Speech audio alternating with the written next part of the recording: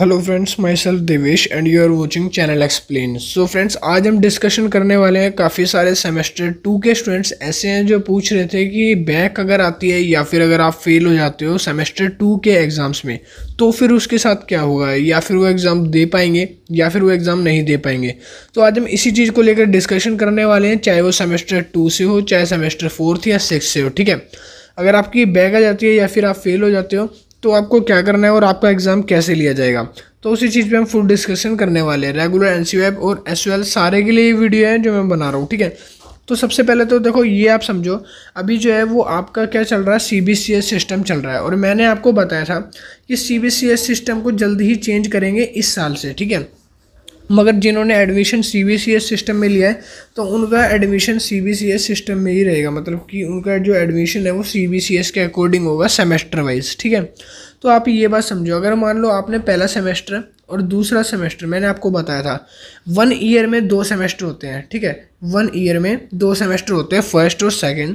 और अगर मान लो आप सेकंड ईयर में जाते हो तो सेकंड ईयर में भी इसी तरह से 2 सेमेस्टर होंगे, थर्ड वाला और फोर्थ वाला। अगर आपने फर्स्ट सेमेस्टर को क्लियर कर लिया है, अब आप सेकंड सेमेस्टर के एग्ज़ाम दे रहे हो। ठीक है, आपने फर्स्ट सेमेस्टर तो क्लियर कर लिया, अब आप सेकंड सेमेस्टर के एग्ज़ाम दे रहे हो। और सेकंड सेमेस्टर में अगर आपकी बैक फेल या फिर आपका ईयर किसी भी सब्जेक्ट में आता है तो आपको क्या करना होगा।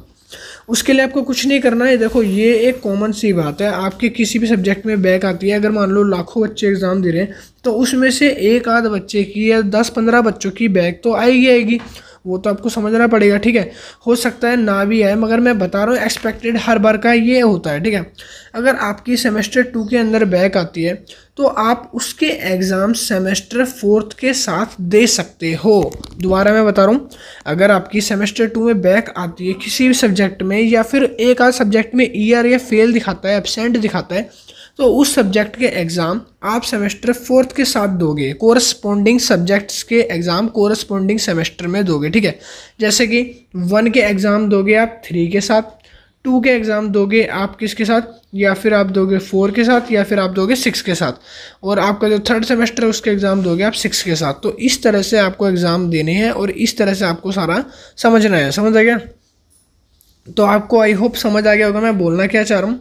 और साथ ही साथ अब देखो, काफ़ी सारे बच्चे कंफ्यूज होते हैं, अगर मान लो ईयर आ गई, बैक आ गई तो हमारा साल तो बर्बाद नहीं हो जाएगा। उसके लिए भी मैं आपको बता देता हूँ, सेमेस्टर 1 और सेमेस्टर 2 ये आपका मिलाकर बनाते हैं फर्स्ट ईयर, जो आपको फर्स्ट ईयर बोलते हैं, 1 साल ग्रेजुएशन का। ठीक है, सेमेस्टर 1 और सेमेस्टर 2 ये है आपका सीबीसीएस सिस्टम। और सीबीसीएस सिस्टम के अंदर क्या होता है, आपको 50% सब्जेक्ट क्लियर करने होते हैं, बस नेक्स्ट ईयर में प्रमोट हो जाओगे उससे ही।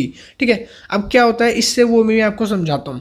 देखो, अगर आपका फर्स्ट सेमेस्टर है या फर्स्ट ईयर है, आपने फर्स्ट सेमेस्टर पार कर लिया, फर्स्ट सेमेस्टर में आप फेल नहीं हो, पास हो समय।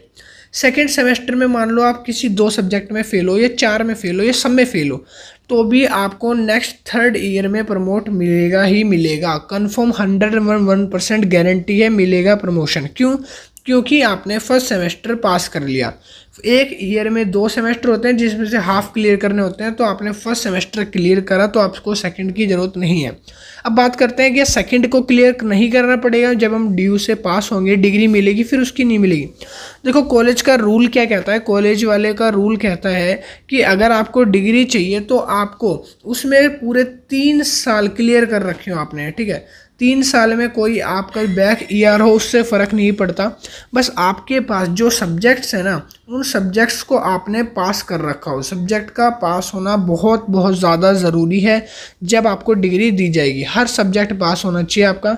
अब वो सब्जेक्ट पास होने में आपको कितने भी साल लगे वो मैटर नहीं करता। ठीक है, अगर मान लो आपके टोटल मान लो काफ़ी सारे सब्जेक्ट होते हैं, first semester, second semester, third, fourth, fifth, six, आपके 6 के 6 सेमेस्टर के सारे एग्जाम क्लियर है तो आपको डिग्री मिल जाएगी। अगर किसी में भी बैक या फेल है या ईयर है, उसका एग्ज़ाम आप नेक्स्ट सेमेस्टर के साथ दे सकते हो, कोरस्पॉन्डिंग वाले।